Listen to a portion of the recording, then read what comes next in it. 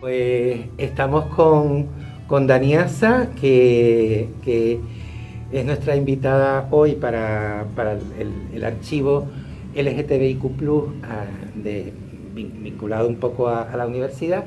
Y la primera pregunta un poco, Daniasa, es que nos sitúe de dónde vienes, qué hiciste, cómo llegaste, etcétera, a la universidad y, bueno, y cuáles son tus referencias de autosituada o cómo te manejas. Genial. Bueno, en primer lugar, muchas gracias por invitarme, Pepe, y por esta oportunidad de conversar y de compartir cosas que normalmente no suelo mencionar en otros contextos, porque tú sabes que todo lo que tiene que ver más con lo que es el tránsito académico, muchas veces lo dejamos de lado, ¿no? Parece que los pasos, todos los tránsitos académicos son iguales, están uniformados y para nada, ¿no? Cada experiencia es única porque también nuestros orígenes son diferentes. Y en mi caso, claro, yo pertenezco a una familia del norte de esta isla fundamentalmente vinculada a la agricultura y al campo. Entonces, soy parte de esa generación de mi familia que accedemos por primera vez a la universidad y terminamos los estudios académicos, eh, como digo yo, mi hermano y mis primas. Es cierto que una de mis tías comenzó sus estudios en Venezuela, en la Universidad de Carabobo, pero las circunstancias, sobre todo familiares, le impidieron terminar la carrera que estaba haciendo.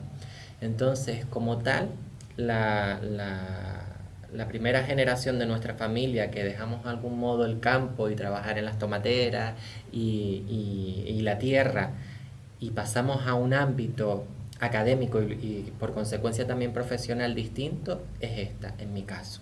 Y a mí me parece como importante mencionarlo porque también me ayuda a situarme en una trayectoria, en un recorrido vital y sobre todo en una relación, que luego profundizaré un poco más en esto, en una relación que he tenido siempre con el conocimiento académico y cómo de algún modo para mí los primeros años de universidad y sobre todo a medida que me introducía más en la producción teórica, me daba cuenta de que me estaban alejando cada vez más de mi familia, de mis raíces, de mi contexto, de mi pueblo, porque son lenguajes que no funcionan ni en las familias como la mía, ni en los contextos de donde yo provengo, que es un pueblo, ni en mi entorno más cercano.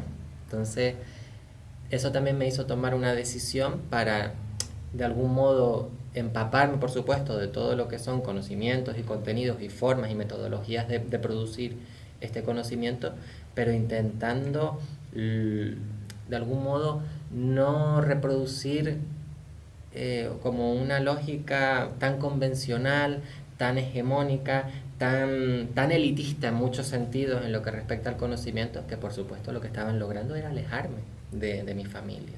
Y me daba cuenta sobre todo cuando mi madre, que ella es una mujer que también viene de las tomateras, que viene de trabajar en las casas como limpiadora doméstica, me felicitaba por mi trabajo y añadía, por supuesto, mi amor, muchas felicidades por esto, estoy súper orgullosa de ti, aunque yo no entiendo lo que estás haciendo, aunque yo no entiendo de lo que va a tu trabajo, estoy muy orgullosa de ti. También porque, claro, en una familia canaria precaria, el hecho de que tu hija, tu hijo acceda a la universidad lo ves como un triunfo social.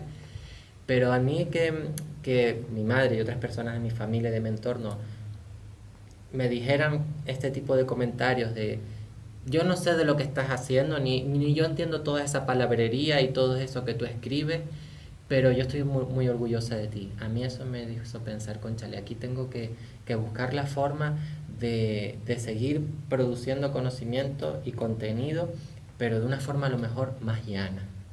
Que el acceso a la población no esté tan determinado por unos estudios académicos, sino por otras razones. Y eso también me hizo ir como por una deriva en la que pienso que el conocimiento tiene que ser pues lo más accesible posible pues, para todo el mundo, sin importar si has pasado o no por un centro formativo, por una universidad, etcétera. Y llegas directamente desde tu lugar de nacimiento, llegas a La Laguna y ¿cómo fue tu carrera en Bellas Artes, por Mm, ejemplo? ¿Cómo fue esta articulación ya con esta academia, o por lo ujú. menos los primeros contactos con una academia como la artística, ¿no? Sí. Efectivamente, yo me mudé de Buenavista del Norte a La Laguna con 18 años, porque para la gente del norte en aquel momento era ley y sigue siendo ley mudarnos, porque es imposible vivir allá, venir todos los días, sí o sí tenemos que venir a vivir aquí.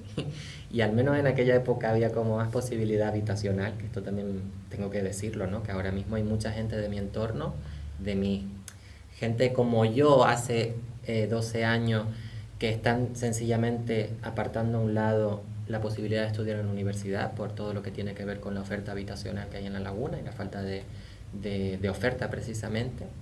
Y a mí me parece que eso es importante mencionarlo, porque hay gente que está dejando esa idea, ese objetivo por este asunto. Y ahora bien, cerrado ese paréntesis, entro en Bellas Artes, en el grado en Bellas Artes aquí en la universidad, siendo la última promoción que estudia primero de carrera abajo en el antiguo centro, en el antiguo edificio que estaba al lado de la cervecera. Y ya segundo lo estudio aquí en este edificio que se estaba estrenando.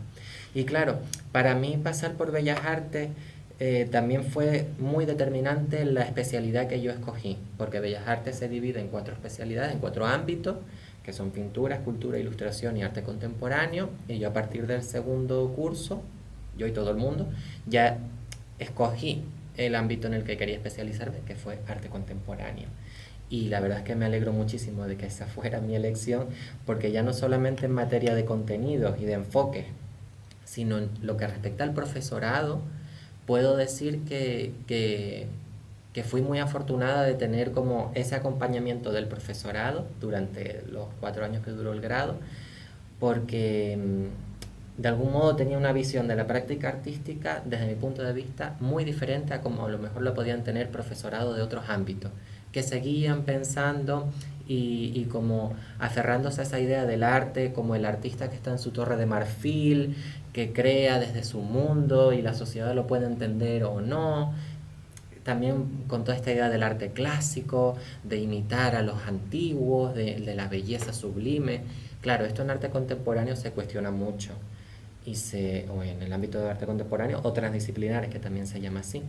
Entonces, esto se cuestionaba mucho, y precisamente lo que trataron de infundarnos el profesorado era que tuviéramos un pensamiento crítico con todo aquello que veíamos, con todo aquello que nos rodeaba, toda nuestra cultura visual, y entender también que el arte, que la práctica artística no era tanto sencillamente la creación de un objeto que iba a ser puramente contemplado, es que la práctica artística implica muchas veces relaciones, facilitar contextos, crear espacios y de algún modo como recuperar esa idea de que el arte es vida.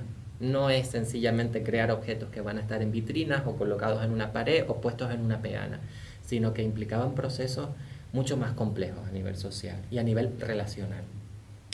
Y claro, pues me formo en Bellas Artes en este ámbito, y eso también, por supuesto, comienza a moldear también la forma que tengo de entender el mundo, de entender el conocimiento, de entender la práctica artística como tal, porque seguramente si lo hubiera hecho en otro ámbito,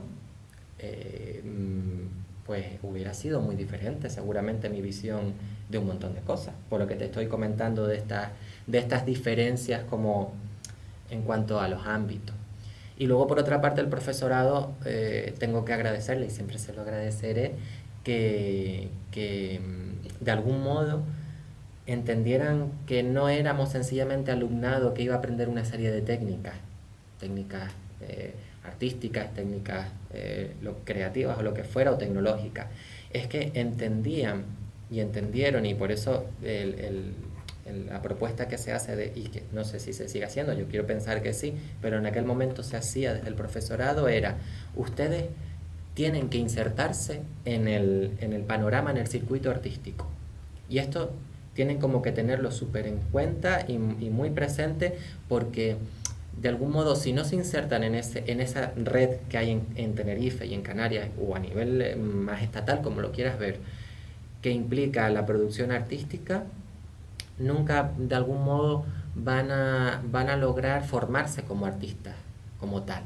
Y entonces, claro, organizaban encuentros donde invitaban a gente que se estaba dedicando profesionalmente al mundo del arte, como comisarios, comisarias, gente que hacía exposiciones, que trabajaba con museos. Bueno, yo tuve la oportunidad de hablar directamente, claro, para una persona de 20 añitos, que recién llegaba de Buenavista hacía 2 años y que más o menos chapurreaba el inglés, como lo sigo haciendo ahora, tener la oportunidad de hablar con Chris Dercon, el que en aquel momento era el director de la Tate Modern de Londres, y poder expresarle tu trabajo. Por supuesto que este señor pues lo atendió muy amablemente, pero era como, ¿sabes? Como al fin y al cabo escuchar a alumnos y alumnas de un grado en Tenerife, pero para nosotras, para quienes tuvimos la oportunidad de hacerlo, nos ayudó a ubicarnos, a situarnos y a decir, bueno, es que esto va más allá de esas ideas que yo traía en mi cabeza, como mucha gente, de que el arte es pintar bonito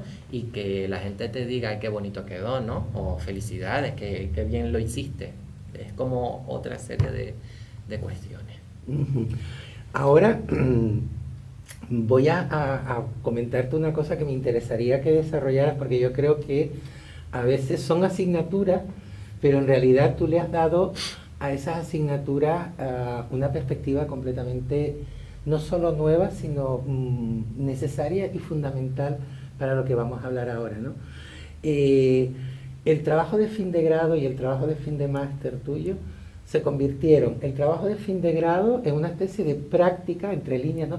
Una especie de práctica sobre el archivo trans en Canarias, el archivo disidente en Canarias. Pero es que luego el TFG se convirtió en híbridas impostoras intrusas, se ha convertido quizás, y estoy hablando desde mi pobre expertía en este tipo de cosas de la literatura, quizás en el libro autobiográfico más importante en los últimos años, y que parte de una autoetnografía realmente, no es un trabajo. Entonces, ¿cuál es tu relación con estos trabajos que habitualmente suelen ser trabajos de compromiso para ya cerrar ciclos y que tú conviertes como en los primeros escalones de un trabajo intelectual de una profundidad inusual? O sea, como un trabajo que parece que a todo el mundo asusta, de repente para ti es un desafío que te permite construir tu propia episteme, ¿no? Tu propia forma de trabajar. Yo pienso que para llegar a ese punto fue fundamental también que unos años antes lo que comenzó como un trabajo de clase de una asignatura de creación audiovisual junto con la profesora Lourdes Florido terminase convirtiéndose en un documental que se tituló Memorias Aisladas, ¿no? Entonces, de algún modo a mí Memorias Aisladas me sirvió para muchas cosas, por supuesto, y una de ellas fue para entender que efectivamente tenía la capacidad de proponer cosas en este mundo, y que algo que nace en el contexto académico, universitario, no tiene por qué quedarse como tal, guardado una vez entregado y evaluado en una gaveta que ya más nunca vuelva a ver nadie, ¿no? Porque el documental claro, se proyectó aquí en Canarias, en Madrid recuerdo también ir a verlo, ahí a proyectarlo, luego pegó el brinco a Argentina y a México. Entonces todo eso a mí me ayudó a entender que, bueno, o sea, aquí hay algo de lo que hago, que me lo curro, lo trabajo y me parece que tiene como algo que contar, que la gente lo valora y lo recibe bien. Entonces fue como digamos un precedente para ese trabajo final de grado que tú comentas, que fue Entre Líneas, el periódico el Dos periódicos, en donde estaba como planteando una serie de cuestiones más conceptuales y teóricas, pero también importante decirlo, donde el contenido no estaba ajeno al contenedor. El hecho de que fuera un periódico, que maquetase yo misma el periódico y que saliera como tal con el papel del periódico, también estaba formando parte del discurso, de la narrativa y de la propuesta, ¿no? Porque no era lo mismo, evidentemente, coger todo aquel contenido y ponerlo y volcarlo en un libro así, ¿no? Como más convencional, que la propia tapa dura intenta como conservarlo, y en cambio el periódico pues es un material, el papel es mucho más frágil, más volátil, más ligero, y por supuesto que se deteriora más fácilmente. Entonces ya ahí también como que mi cabeza empezó a entender que lo que hago en mi caso, ¿no? tiene que tener en cuenta tanto los contenidos como el contenedor, el recipiente donde se presenta. Y luego yo creo que eso también después, posteriormente, en el máster de estudios de género y políticas de igualdad, estuvo presente, porque Híbridas, impostoras, intrusas no es solamente un ensayo filosófico, también está acompañado de todo un imaginario que se llevó también a lo visual, ¿no? A todas estas referencias audiovisuales que muchas veces están como denostadas, ¿no? Desde lo teórico, ¿no? Parece que hablamos de conceptos que no se materializan en nuestra sociedad. Y yo personalmente pienso que sí, que están constantemente materializándose en nuestro entorno, muchas veces de lo que hablamos más a nivel teórico. Y además de, digamos, el pensamiento desarrollado en formatos de circulación más tradicionales, como es el libro o es incluso los artículos que has publicado en distintas páginas, artículos en los que desestabilizas un poco algunos elementos, sin embargo también te has valido de otros lenguajes. ¿Cómo llegas a, por ejemplo, al lenguaje de la performance o cómo llegas a el lenguaje audiovisual? Aparte de por tu formación en Bellas Artes, ¿cuál es tu relación con estos nuevos lenguajes?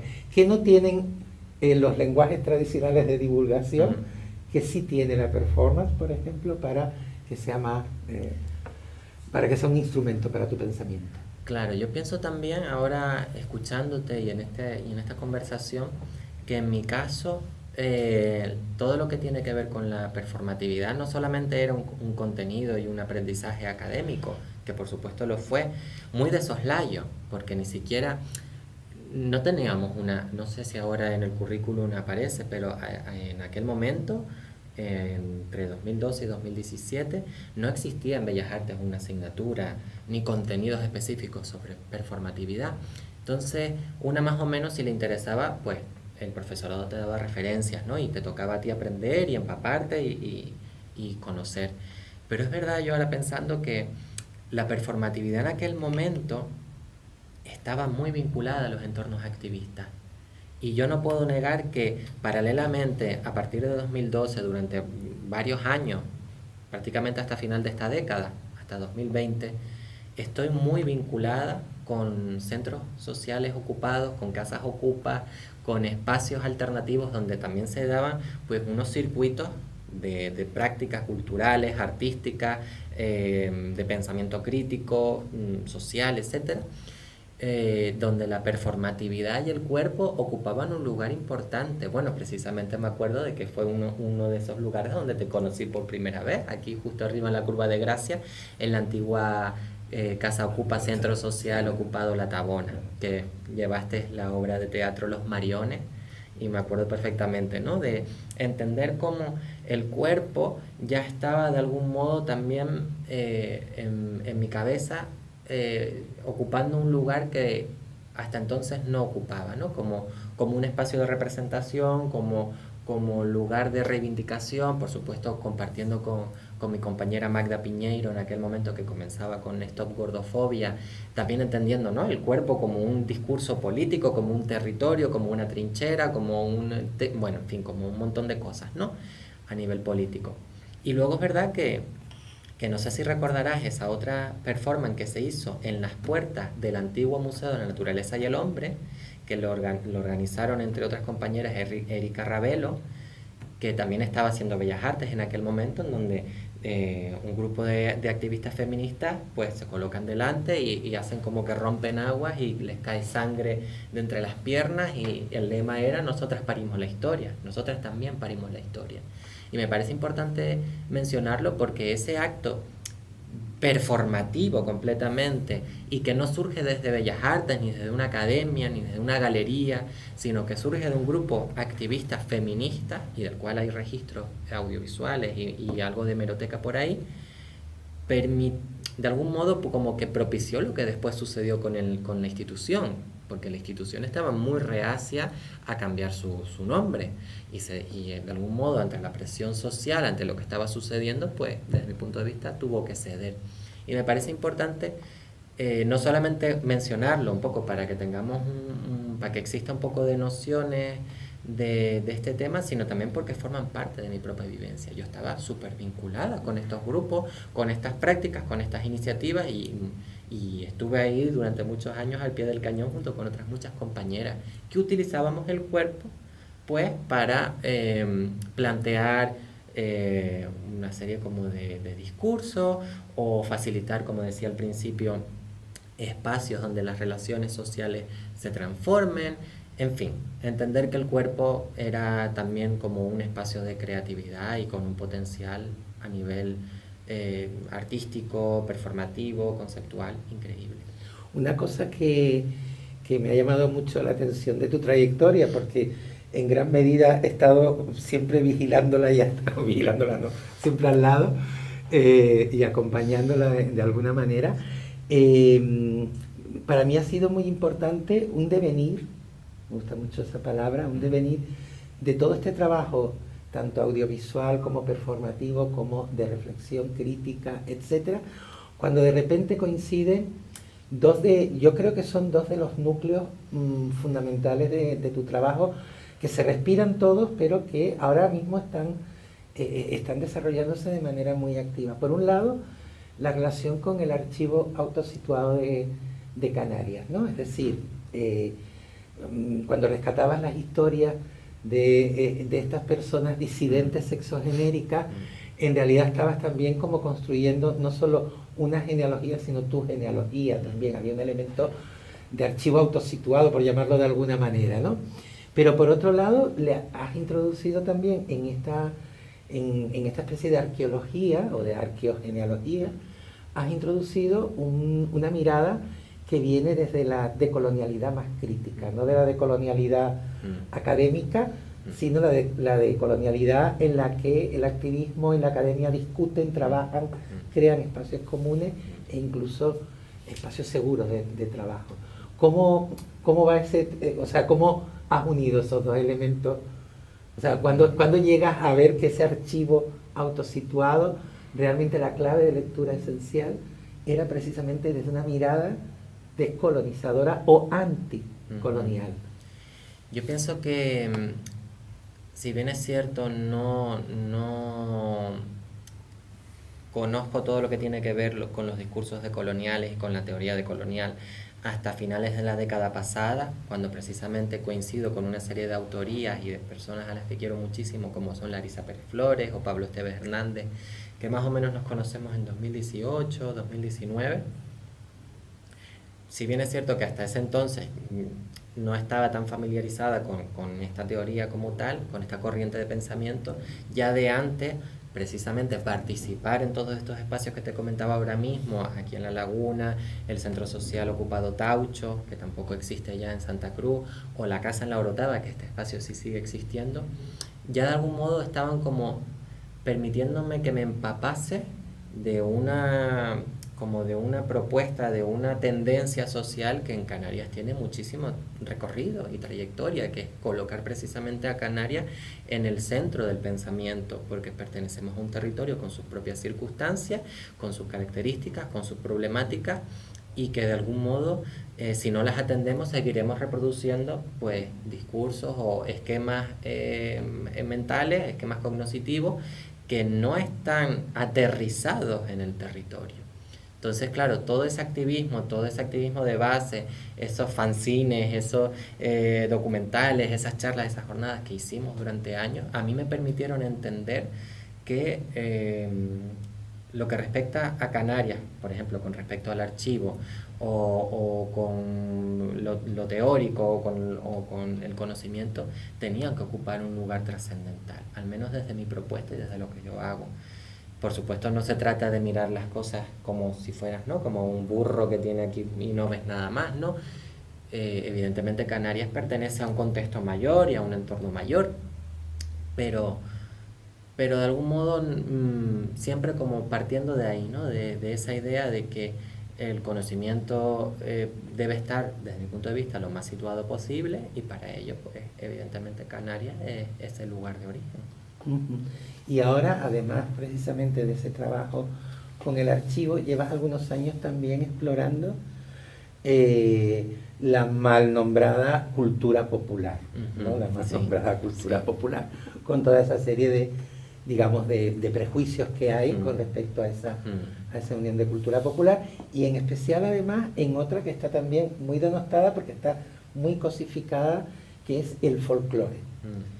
Entonces, ¿cuál es tu relación ahora con esos nuevos materiales en los que has empezado además a trabajar con tu voz, con Mm, el canto, sí, con el baile, con la vestimenta? Es decir, sí. elementos que son esenciales para Mm, nuestra tradición mm, insular. ¿Cómo llegas a mm, ese toque, al folclore, que mm. habitualmente suele ser, ya te digo, un elemento más de ilustración que de trabajo de Mm. pensamiento crítico? O totalmente instrumentalizado políticamente, que también hay que decirlo, ¿no? El folclore ha servido históricamente como un instrumento político. Entonces, bueno, con lo que respecta a la cultura popular, es cierto que en mi caso ya venía como condicionado por precisamente cuestiones familiares, ¿no? Eh, Cultura popular, sabiduría popular, medicina popular, para mí son conceptos que están bastante hermanados. Y claro, en mi casa, por ejemplo, todo lo que son las prácticas medicinales populares han estado presentes. O sea, mi madre, por ejemplo, es santiguadora. Mi abuelo, en paz descanse, sabía bastante cosas de hierba, era un medio hierbero. Y yo me crié yendo muchas veces a la casa de esta santiguadora, de la otra, en fin, totalmente em, dentro de todo lo que tiene que ver con una cultura popular, en este caso rural, ruralizada en Canarias, ¿no? Que es la de las santiguadoras o las curanderas.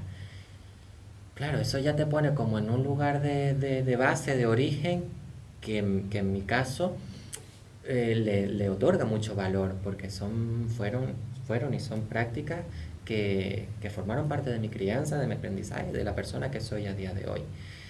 ¿Cómo no iba también a mostrar ese interés por otras manifestaciones de la cultura popular canaria, ¿no? Más allá de la medicina popular, como puede ser la música o como puede ser el folclore, ¿no? Como tal.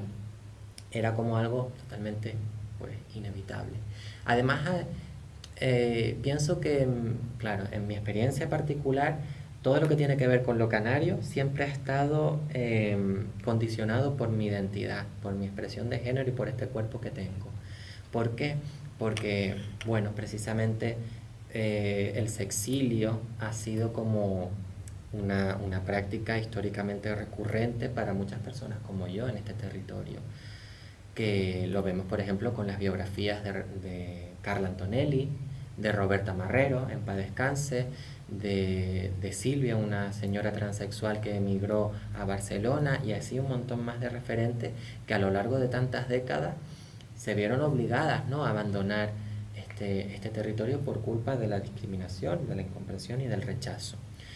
Eso también influye en la relación que una subjetividad o que un grupo concreto que puede compartir una serie de similitudes, en este caso hablo de los cuerpos trans, tenemos con nuestra propia etnicidad o con nuestra identidad cultural, en este caso la canaria, que muchas veces sencillamente la vemos como algo ajeno porque se nos ha expulsado históricamente de ella.